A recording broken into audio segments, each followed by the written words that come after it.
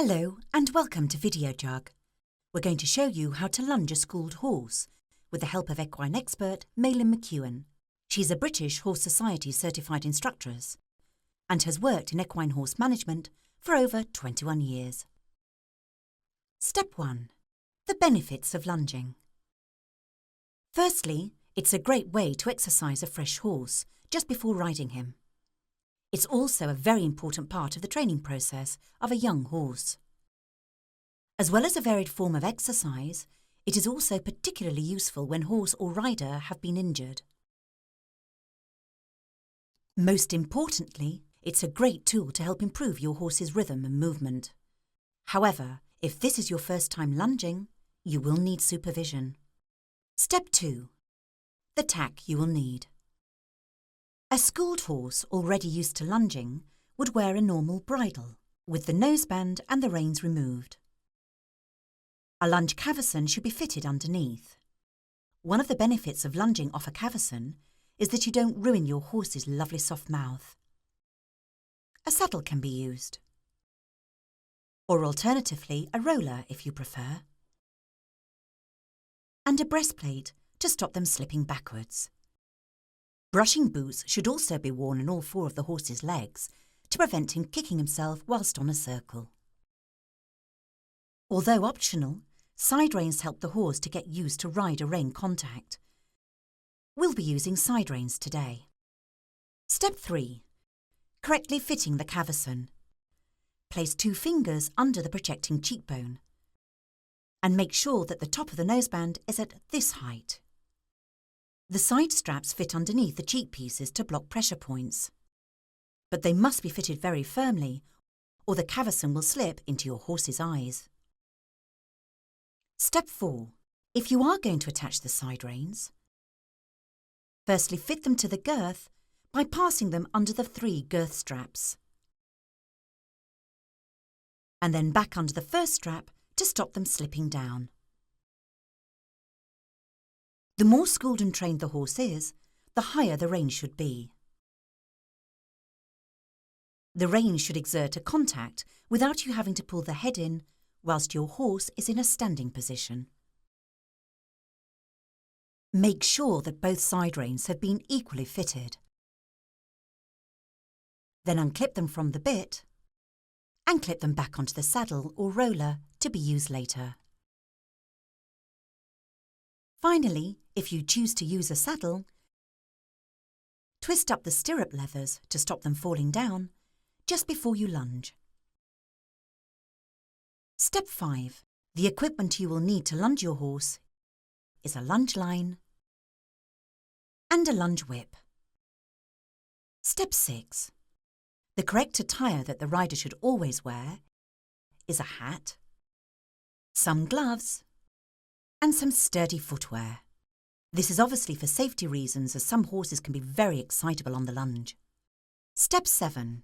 To begin the lunging procedure, lead your horse to the middle of a large enclosed area, ideally at least 20 metres in diameter, on a good non-slip surface.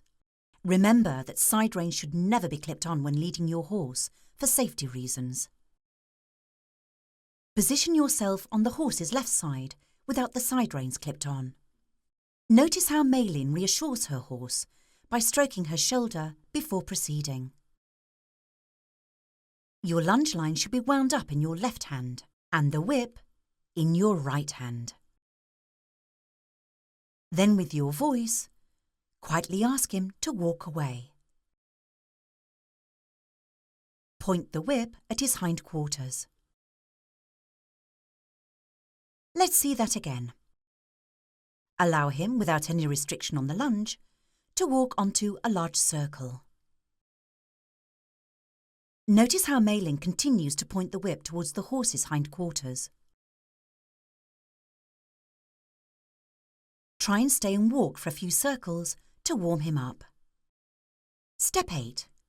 Using your voice is very important when schooling, as horses have keen hearing. Now use a quick high vocal tone for an upward transition or change of pace, as we hear Malin doing now. And trot, trot, trot. This will encourage Peggy to change pace from walk to trot. And trot, trot, trot. Don't worry if your horse starts cantering if he's well balanced. Just be aware that lunging on a circle for a long period of time puts a great strain on your horse's legs and joints. A low, deep vocal tone as we hear now. Steady, steady, woo. Will encourage a downward transition in your horse from trot to walk. Let's hear that vocal tone again. Steady, steady, woo. Continue to lunge your horse using transitions for 5 minutes. Step 9. Change of rein. Halt him on a circle by use of voice if possible. Alternatively, you may have to walk towards him. Quickly gather the lunge line into your right hand. The lunge line is now correct and ready for the change of rein. If your horse is of the excitable type, put the whip underneath your arm pointing backwards away from your horse, as Maylin is showing us. After each change of rein, stroke your horse on the shoulder. It's advisable to stay out of the kick zone at this point, but do not take a step backwards, as the horse sees this as a weakness in leadership. Walk around to the other side of your horse and start him off again, keeping him calm. Warm him up for roughly 5 minutes on the right rein by doing some transitions from walk to trot and from trot to walk, exactly as we did on the other rein. As always, use your voice to encourage these changes of pace. Now that Peg is warmed up, and if you want to use them, we can now clip on the side reins. Step 10. Correctly working the horse. The perfect position for lunging is to imagine a triangle with your horse as the base, the whip and lunge as the sides, and the trainer positioned at the apex, opposite or slightly behind the horse's shoulder.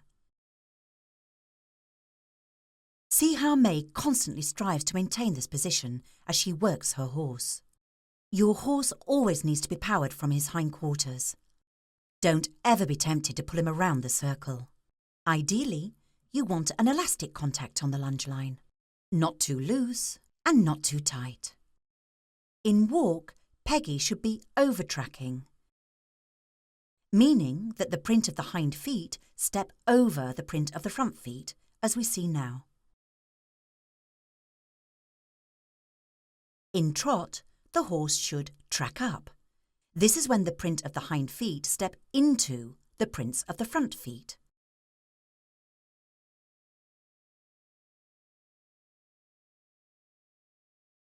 The horse should be calm and rhythmical, and moving forward effortlessly. If your horse is lacking energy from behind, he may need more impulsion. Using your voice, along with the whip, will help to activate him. Try not to crack the whip or hit your horse with the whip. Flicking it towards his hocks is normally enough to get a reaction. Also, doing lots of transitions will help. Another way to create more energy in your horse is to spiral him down from a 15-metre circle in diameter to a 10-metre circle. And then back out again. Step 11. Final advice. A schooled horse should not be lunged for more than half an hour. Generally, you'll be working on a circle approximately 20 metres in diameter, although you can lunge occasionally on a smaller circle with a minimum diameter of 10 metres. When you've finished, allow him to cool down by walking him until his breathing is no longer laboured, before finally leading him home.